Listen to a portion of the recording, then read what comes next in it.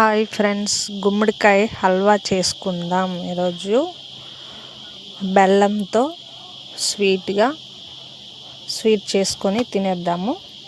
దానికి గుమ్మడికాయ తీసుకున్నాను, చిన్న చిన్న ముక్కలుగా కోసి కుక్కర్లో ఉడకబెట్టడానికి వేసుకుంటున్నాను. అందులో కొంచెం నీళ్లు వేసి ఒక గ్లాస్ పాలు పోసి కుక్కర్ 3 విజిల్ వచ్చేంత వరకు కుక్కర్లో ఉడికించుకోవాలి. ఉడికిపోయిన తర్వాత కొంచెం వాటర్ ఉంటే పక్కకు తీసేసుకొని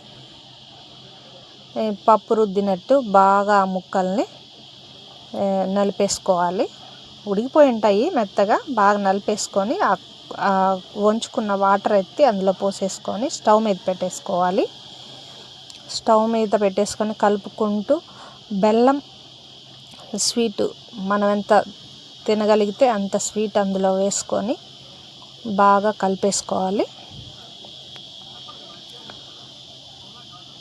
తర్వాత పక్కన పెట్టేసుకొని జీడిపప్పులు అవి వేయించుకుందాము.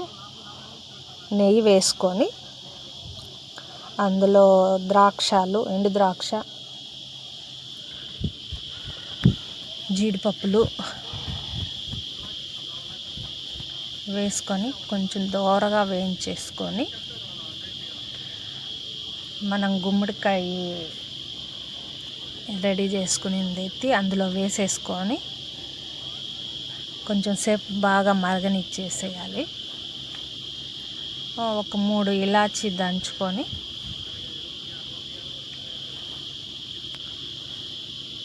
కొద్దిగా నెయ్యి వేసేసుకొని,